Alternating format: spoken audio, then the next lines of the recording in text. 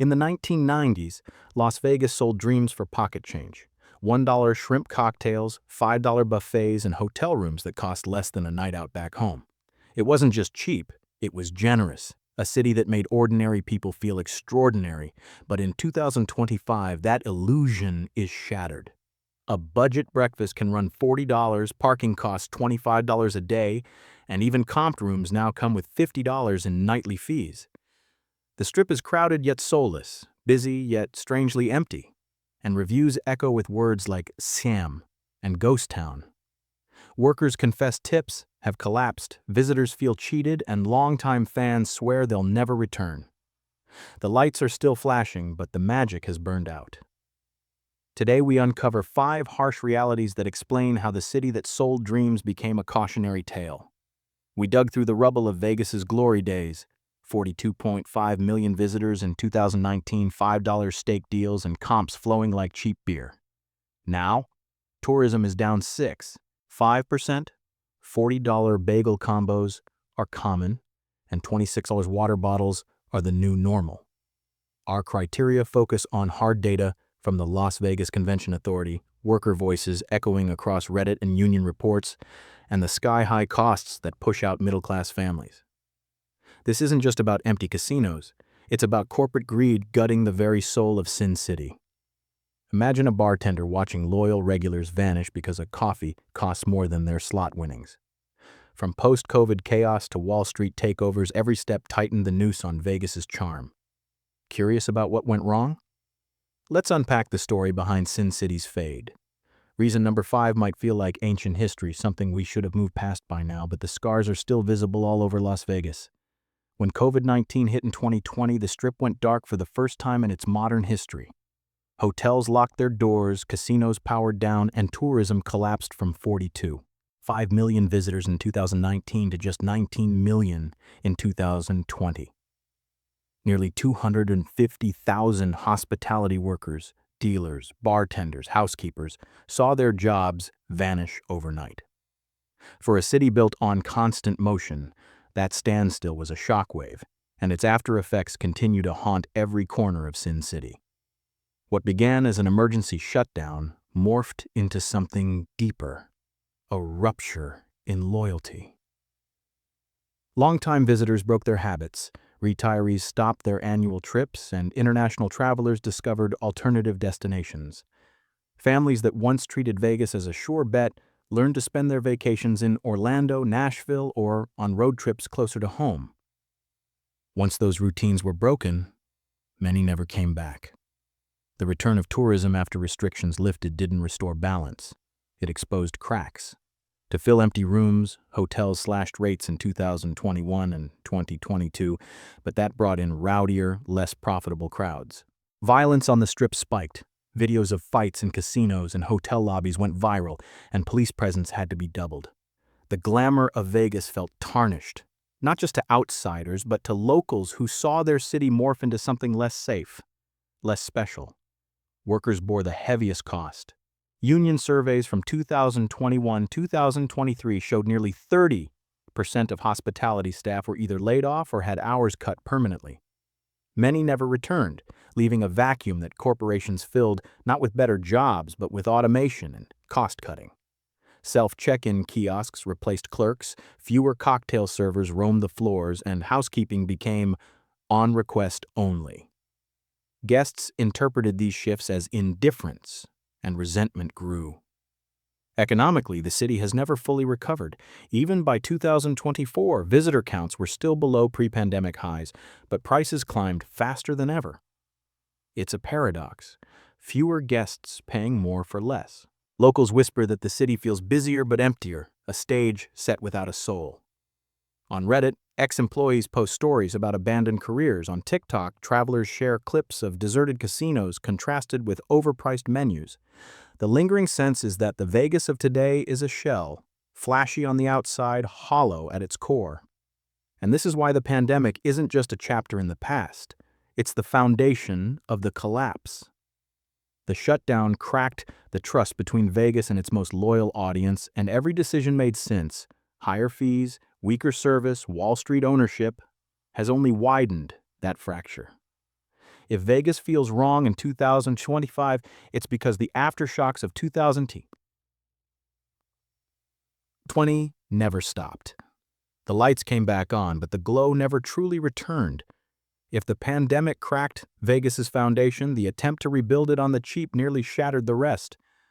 When travel restrictions eased in 2021 and 2022, casinos and hotels slashed room rates to lure people back. On the surface, it worked. Foot traffic surged, weekends looked busy again, and marketing campaigns bragged about Vegas being open for business. But the crowds that returned weren't the loyal middle-class families or retirees who once made the city thrive.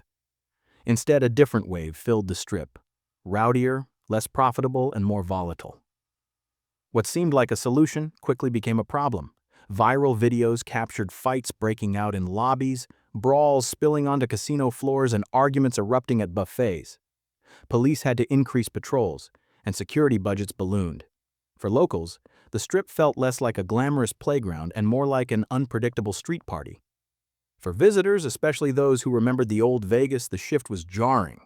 A city once associated with indulgence and luxury now carried an edge of danger and disorder. Economically, these crowds didn't deliver. Guests lured by $29 hotel rates often skipped shows, avoided expensive restaurants, and spent little time at the tables. Bartenders reported smaller tabs, dealers saw lighter betting, and restaurants noticed higher no-shows. The math was brutal. Hotels filled rooms but emptied profit margins. What's worse, the atmosphere drove away the very customers who used to anchor Vegas's reputation. The steady, higher-spending guests who sought fun, but also comfort and safety. Workers noticed the difference immediately. Bartenders spoke of longer shifts with more arguments to diffuse, not more tips to count. Dealers described nights where players fought with each other instead of focusing on the game. Security guards admitted burnout from constantly breaking up confrontations. Instead of a city where everyone felt like a high roller, Vegas began to resemble a pressure cooker, boiling with frustration rather than excitement. Online reactions mirrored reality. TikToks of strip brawls racked up millions of views, fueling the perception that Vegas had lost control. Reddit threads warned newcomers about ghetto crowds and chaotic weekends, while TripAdvisor reviews painted a picture of ruined getaways. Stories of guests cutting trips short circulated widely, people who came for fun but left early, unsettled by what they experienced. And unlike the cheap thrills of old Vegas, these weren't the kind of stories that made others want to visit. By 2025, the reputation damage lingers. Cutting prices brought bodies through the doors, but it traded long-term loyalty for short-term chaos. Instead of restoring the Strip's magic, it diluted it, filling neon-lit halls with noise but not with joy. The gamble backfired. In trying to rebuild fast, Vegas undermined the very image it needed to protect. Crowds alone don't make a city thrive. It's the kind of crowd that matters. And in chasing numbers, Vegas ended up attracting the wrong ones. If slashing room rates brought the wrong crowds, handing over the keys to Wall Street made sure the city's soul wouldn't return. In the past, Vegas was run by hoteliers and casino bosses whose business model was simple. Keep rooms cheap, keep drinks flowing, and make money when guests played. It wasn't altruism, it was a win-win. Guests felt spoiled, and casinos profited from their longer stays and freer spending. But in the 2010s, ownership shifted. Major players like MGM Resorts and Caesars sold off their real estate to firms like Blackstone, turning Vegas into a portfolio line item. By 2025, much of the Strip isn't really run by showmen anymore. It's run by spreadsheets, and spreadsheets don't care about magic. Instead of comped buffets, visitors get $50 resort fees. Instead of free parking, it's $25 a day. Cocktails stretch to $26, while bagel breakfasts top $40. Every corner feels monetized, every gesture transactional. What used to be a city built on generosity now feels like a city built on extraction. Workers whisper that decisions aren't made in the casino anymore. They're made in boardrooms a continent away, where the only goal is squeezing a higher quarterly return. The effects ripple through everything. Marketing is glitzier than ever, but service is thinner. Employees report rising quotas, shrinking teams, and relentless cost-cutting. Guests sense it immediately. Lines get longer, rooms dirtier, staff less attentive. The human touch that once disguised Vegas's hustle has been stripped away. When you're treated like a number, you behave like one, spending less, tipping less, returning less often. Online, resentment builds. Reddit threads rail against corporate Vegas, comparing the Strip to an airport terminal designed to drain wallets. TripAdvisor reviews highlight hidden charges that feel like scams. TikTok videos contrast vintage footage of $5 steak dinners with today's $65 plates, mocking the city's bait and switch. For potential visitors, the message is unavoidable. Vegas isn't run for your fun anymore, it's run for someone else's balance sheet. By 2025, the Wall Street takeover has rewritten the unwritten contract between the city and its guests. The old deal was, we'll treat you like a high roller while you spend. The new deal is, we'll charge you like a high roller no matter what you do. That subtle but devastating shift explains why so many say Vegas feels wrong. The neon still dazzles, but behind it lies an accountant's ledger, and no one ever booked a vacation to feel like a line item. If Wall Street ownership changed the mindset of Vegas, relentless price hikes changed its reputation. For decades, the city thrived on the promise of value. $5 steak dinners, cheap buffets, affordable rooms. By 2025, that promise feels laughable. Breakfast combos run $40, cocktails top $26, parking is $25 a day, and nightly resort fees climb past $50. A weekend that once cost under $200 now routinely approaches $1,000 for a middle-class family. The sting isn't just in the numbers, it's in the betrayal. Vegas marketed itself as the place where ordinary people could feel extraordinary without breaking the bank. That illusion collapses when every receipt feels like an ambush. Guests describe the experience with words like nickel and dimed, scam, and ripoff. Reviews on TripAdvisor and Reddit echo the same story. People arrive excited but leave bitter, their wallets drained and their patience gone. TikToks comparing old menus with current prices go viral, showing the absurd leap from $5 steak specials in the 90s to $65 entrees today. The symbolism is devastating. The city that once invited you in with bargains now pushes you out with sticker shock. Workers feel the backlash directly. Bartenders report fewer tips because customers spend reluctantly. Dealers see players bet smaller amounts, cautious after realizing how much of their budget was eaten by food and fees. Housekeepers hear complaints not about their work, but about the cost of the room itself. Morale drops across the board, creating a vicious cycle. Unhappy guests make for harder shifts, and stressed employees deliver worse service, which only fuels more unhappiness. The math shows the damage. Visitor numbers remain below their 2010 peak, but average daily rates for hotels are higher than ever. The city is making more money per guest, but fewer guests are coming, and those who do often say they won't return. It's a short-term cash grab that mortgages long-term loyalty, and once trust is broken, it's hard to rebuild. By 2025, the price hikes stand as one of the clearest signals of Vegas's decline. They don't just raise costs, they change the story. People no longer talk about $1 shrimp cocktails or $5 buffets. They talk about $40 bagels and $26 water bottles. That shift in narrative is fatal, because Vegas was never just about gambling or shows. It was about the feeling of getting more than you paid for. When that feeling disappears, so does the magic. And without magic, Sin City is just another overpriced stop in the desert. The clearest symbol of Vegas's decline isn't just the higher prices, it's the endless hidden fees that turn every moment into a transaction. In the past, the Strip built its reputation on a simple, almost honest deal. Cheap rooms, cheap food, and the understanding that casinos would profit from your time on the floor. By 2025, that deal has been shredded. Guests now face a minefield of charges for things that used to be free or never should have cost money at all. Early check-in, $30. Late checkout, another $30. Printing a boarding pass in the lobby, $5. Ordering poolside, a convenience fee, plus an automatic service charge whether or not you saw a server. Even minibar sensors are designed to bill you the second you move a bottle. The effect isn't just financial, it's psychological. Visitors who once felt welcomed now feel hunted, picked apart one fee at a time. Families watch a $50 lunch inflate to $80 with add-ons. First-timers, dazzled by glossy ads, walk away muttering, "Never again."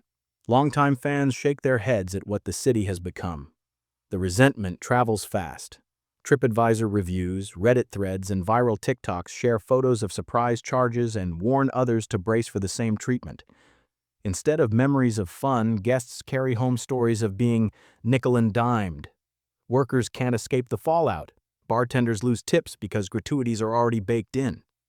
Dealers overhear players complaining that their bankroll is gone before they even sit down. Housekeepers feel the sting when guests, soured by hidden fees, skip leaving cash on the pillow. Morale erodes across the Strip, and the human warmth that once softened Vegas's hustle is nowhere to be found. By 2025, hidden fees stand as the most visible marker of Vegas's unraveling. They're not just line items on a bill, they're proof that the city has broken faith with its guests. The Strip still glows under neon, but the fine print tells a darker story. And nothing kills the magic of Sin City faster than realizing the most elaborate trick isn't on stage but on your receipt. Looking back at these 5 reasons, a bigger picture emerges. Las Vegas didn't just get more expensive, it rewrote the very deal that made it magical. For decades, the Strip thrived on an unspoken contract. We'll spoil you with cheap rooms, free perks, and a sense of being a high roller, while you spend freely on the floor. That contract kept middle-class families, retirees, and first-timers coming back year after year. But starting with the pandemic shutdown, every decision since has chipped away at that trust. Cheap rooms brought chaotic crowds, Wall Street ownership prioritized profit over people, price hikes and hidden fees turned generosity into extraction. The result is more than just higher bills, it's the collapse of an identity. Vegas once gave ordinary people extraordinary weekends. In 2025, it often gives them frustration, resentment, and a story of being scammed. And stories spread faster than neon glows. TikToks of surprise fees, Reddit threads of fights on the Strip, reviews of dirty rooms, these travel further and last longer than any glossy ad campaign. Reputation, once Vegas's strongest currency, is being spent faster than it can be replenished. The tragedy is that it didn't have to be this way. Vegas didn't lose to another city. It lost to itself, to greed. That blinded it to the simple truth. People will spend freely when they feel valued, but they shut their wallets when they feel tricked. And until the Strip finds a way to restore that trust, the lights may stay on, but the magic will stay gone. Vegas's story is no longer just about bright lights and jackpots. It's a cautionary tale of how greed can hollow out even the most dazzling of cities. From pandemic shutdowns to Wall Street takeovers, from rowdy crowds to relentless fees, Sin City has traded its magic for margins. But the question is, can Vegas ever win back the trust of everyday travelers? Or is the Strip destined to be a playground only for the wealthy? We'd love to hear your thoughts. Have you noticed the change, or do you still see the old Vegas sparkle? Drop your experience in the comments. And if you found this breakdown eye-opening, hit like, share with a fellow traveler, and subscribe for more deep dives. Until next time, may your travels be richer in memories than in receipts.